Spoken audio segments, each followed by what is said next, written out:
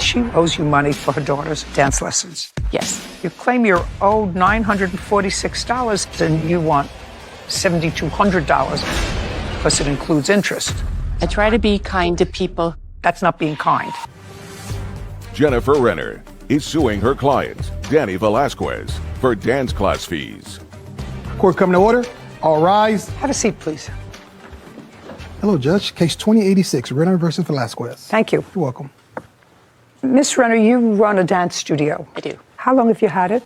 30 years. And what age children do you teach? We have a mommy and me class, which starts at 18 months, and our oldest student is 19 years old. And Miss Velasquez has a daughter. Mm-hmm. And she was at your school during what period of time? She started in June of 2020, and she quit in June of this year. Your lawsuit is simple. You claim that Miss Velasquez owes you money for her daughter's dance lessons. Yes. The defendant actually disavows owing you any money. She said that you actually behaved in a mean-spirited way in not allowing her daughter to finish her recital. So I'm trying to think back to my days when I was 6 and 7. And if I remember correctly, the name of the school that I went to, and I know that this is not something that everybody is breathless to hear about, but I haven't had one of these cases. And I was thinking back to Miss Nottage, who had a dancing school in her home on Parkside Avenue in Brooklyn. And I do remember that you took classes I took toe, tap, ballet, and acrobatics, which was not my strong suit. Any of them, none of them were my strong suit. Father always said that I should sue the city because they built the sidewalk too close to my behind because my legs are short. So being a ballerina was really not physically possible for me, but in my mind, I thought I was a ballerina. Anyway, as do most little girls, I assume. So you worked during the year, and at the end of the year of your dance class, I remember you gave a recital. Everybody got all excited and dressed for the recital. I assume that's what happens in your class. Mm-hmm. Yes, that's a yes. Yes. Did you have a contract with Miss Velasquez? I have a registration form which acknowledges receipt of studio policies. Well, policies is not a contract, but I'll take a look at it anyway. The question is, do you have a signed contract with her? No. Okay. May I take a look at that?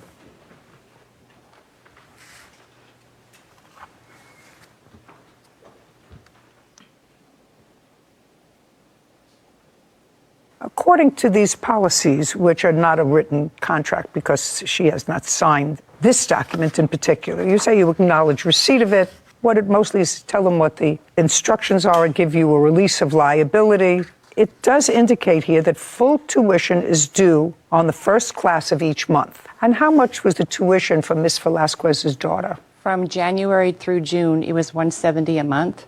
And then from September through December, it was $165 a month. Okay, so around $170 a month. And I assume she was current on her tuition in 2020. And in 2020, did Miss Velasquez make her payments on the first of each month? Well, I can't say exactly on the first, but yes, it was always current, which is why. That's not what I asked you. Was it made pursuant to your policies here on the first of each month? I don't know. I don't remember specifically. What about in 2021? Were her payments made on the first of each month? No. When did she stop making payments in 2021 on the first of each month? Well, I have emailed spreadsheets here, and so starting in December, she asked me if she could make small payments, increments throughout the month because she was a single mother and wasn't able to make the full payment on the first. So you said yes, that she could make payments incrementally. Mm-hmm. And do you have that same arrangement with some other parents? I do. How many other parents do you have that arrangement with? Well, anybody who asks in... How many? You run the school. 5. How many students do you have? 5. Okay. So you have that arrangement with this mother plus 5? Mm-hmm. And that is inconsistent with your policies. Yes. That would be a yes. Now, tell me what happened, Miss Velasquez, that caused you to fall behind in your payments. You acknowledge you fell behind in your payments. Yes, I do. When did you fall behind in your payments? I asked Ms. Renner if I could start making payments in September of 2021, which I have written as well, if you would like to see that. And in October, I didn't pay anything because my father passed away. And I explained that to her, and then I made up for it in November through payments, and I just continued to pay as I could with being a single mom. Well, that's not a reason to not pay her, being a single mom, as you could. You understand that? Yeah, absolutely. Okay, so I'm sure you're doing the best you can. You're trying to give your little girl How old is she? 9. 9. Trying to give her the best possible experience. It's all wonderful, but this is her business. And if you owe her money, then you owe her money. Since the policies are honored and sometimes not, there is one part of your policy, even though that this is a contract that I actually find ridiculous, because in your lawsuit, you claim you're owed $946 and $7,169.76 interest. That's not happening. And it's not happening. You gave me an easy out because you really don't enforce your own policies. I try to be kind to people who and I need try help. to be kind too. Being kind is not suing somebody for $900 and suing them for $9,000. That's not being kind, because there's no question that you agree that you Yeah. owe some money. Yeah. Okay. But it's an unconscionable. Even if there was a contract for it, I would probably find it an unconscionable piece for somebody who owes you less than $1,000 and you want $7,200 because it includes interest. I find that ridiculous. How many students were in Miss Velasquez's class? Approximately 18. When you say approximately 18, the number varied based on what? Well, my memory, it was either 18 or 19 children. I don't remember how many. That's a very large class. Are you the sole teacher? Well, I do the ballet, and I have a teacher who teaches the jazz class. Your daughter takes ballet or jazz or Both. both? Yeah. Your daughter stopped going to school when? May 17th. Tell me the circumstances. That was when I got a ledger from the studio that said that I owed $965. And my math was thinking I was closer to like 360. So I kept messaging and asking where the confusion was. And I didn't get a response until May 27th. That said what? That said I owed $1,300. And this was from Miss Jenny. And that was for late fees? What was it for? The dance team and the costumes for the recital that was coming up. Okay. Well, do you have a ledger? And I'd like to see your ledger. So far, I have, according to you, what you owe, because you did a breakdown Yeah. of what you owe. It is your claim that you owe $846, correct? Yep. And she says you owe $946. That's without the interest and the late fees. Yeah. So you are actually, based upon raw numbers, $100 apart. I have an email from her stating that she owes $947. I'd like to see it, please. Okay, so in this email, you acknowledge owing $586 and then $360 for team. What is team? They did like competition teams that I allowed my daughter to be on. Before I let her audition, I made sure that Jenny was okay with my payments, and I sent it all in. No, I'm just reading the email, which seems to acknowledge that you owed her $947. Yeah, so the team portion was $361, which is And- what I thought was owed. No, you said team, and your regular tuition said that I owed $1,301 when I only owed $586. So $586 and $361 and $947. You're correct. I just couldn't get any accurate numbers. I'm taking your numbers that you acknowledge. Right. First she said it was $1,647 I owed, then she said $1,400. Right now I have, she says amount owed $946. You said it was $947. So let's say it's $947. And that's without late fees and without interest. So you would consider that a fair number. Yeah. And Ms. Renner, you would consider that a fair number? Yes. Judgment for the plaintiff. We're finished. Thank you very much. Thank you. This court is adjourned. I think it was fair. I just wish that my daughter would have been able to dance. Money was due to me, and she was not paying. I had to go in and be the one that broke her heart. She argued with every statement we sent her. We've already found a new studio, and it's amazing. Pay your bills. It's a big blessing in disguise that my daughter's not with Jenny anymore. I'm sure you were a great dancer back in your day. Maybe ballet now isn't for you, but I'm sure you were the cutest one in the class. But I do think it was unconscionable for the owner of the dance studio to agree that the mother only owed around $900, and she wanted to have this court pay her almost $9,000 in late fees and interest. I mean, I think it's just unconscionable. It was a good shot. You know, usually when you do a contract, a formal contract, contracts usually say if any part of this contract is found to be either unconscionable or illegal, the remainder of the contract remains in full force and effect. Usually you have something that says that. Well, this was just an acceptance of the school policy, but the school policy clearly was flexible. It was, and as soon as she said that, I was hoping that she would have drawn up for those 5 or 6 parents that were on a different payment plan. I would have hoped that she, as a business owner, would have drawn up something mimicking a contract with them to show what their agreement was. Memorialize that agreement. Because as you said, well, if you're flexible on this point and that point, why are you not flexible on the interest that the you're interest point, exactly? which sounded unconscionable. It did. Anyway, I really, Sarah, remember those dance classes and crossing Parkside Avenue to go to Miss Nottage's studio. The thing that I remember most about it was the acrobatics class. I swear they had something strung up that looked like a torture chamber. It was strung up from the ceilings and you were put in a harness. You started from one end of the room, and when you got to the minute, she pulled you up on a pulley and you were supposed to do a somersault. And I remember I couldn't get off the ground. My little chubby legs were Flailing. and I couldn't get my behind over the rest of my body. Listen, I'm not a dancer either. And then I started thinking about law school. Yeah, I think that's a good career path. Right.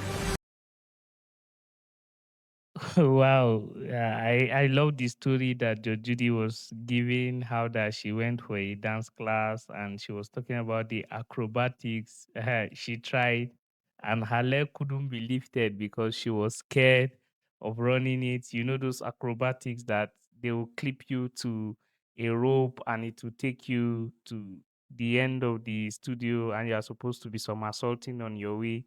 It's just her trying to say her story of how she was in dance classes when she was younger and all of that.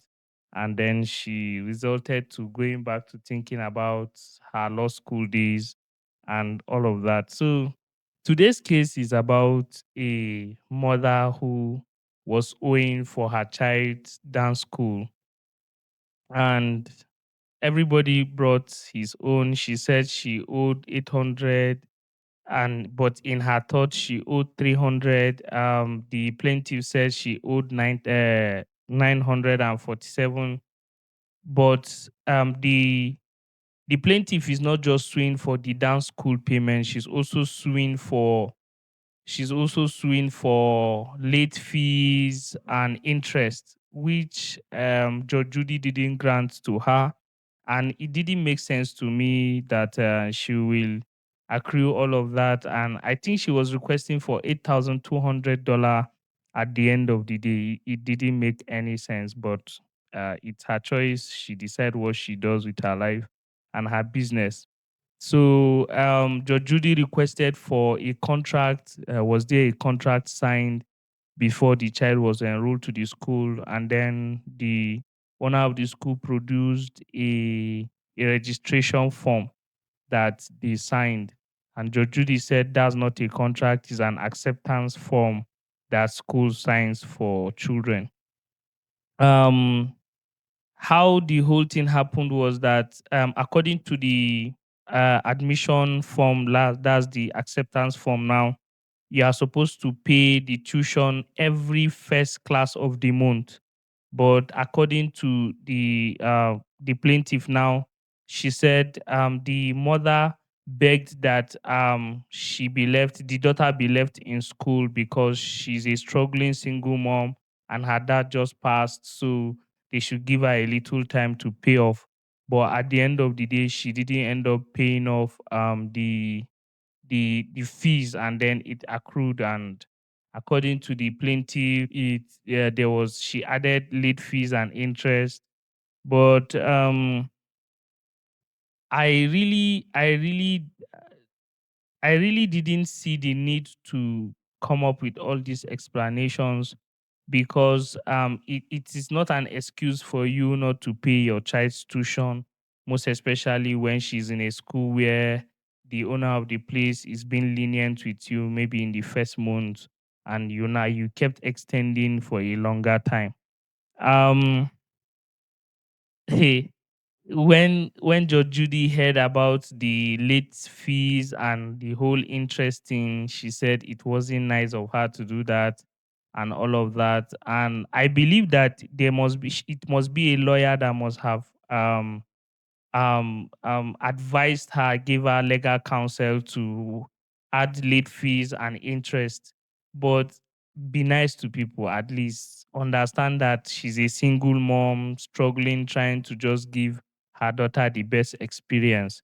What the defendant agreed that she owed was $800, But at the end of the case, the plaintiff produced an email that was sent to her by the defendants agreeing or accepting that she owes $946.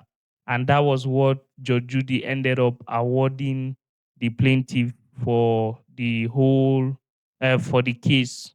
So I agree with Judge Judy's judgment, even though, and the reason why I agree with that judgment is because there is no contract. The plaintiff didn't have any contract with the defendant. They only had an admission form or acceptance form. An acceptance form is not binding on anybody. It's just a form that, okay, we accept your child into the school. So that makes sense to me. And there is nowhere in her acceptance form that says when you don't pay, there will be an interest or there will be a late fee. So Judge Judy did right by that. I believe you enjoyed this video. Please don't forget to like, share, subscribe to my channel as I bring you more content from Judy Justice. Thank you.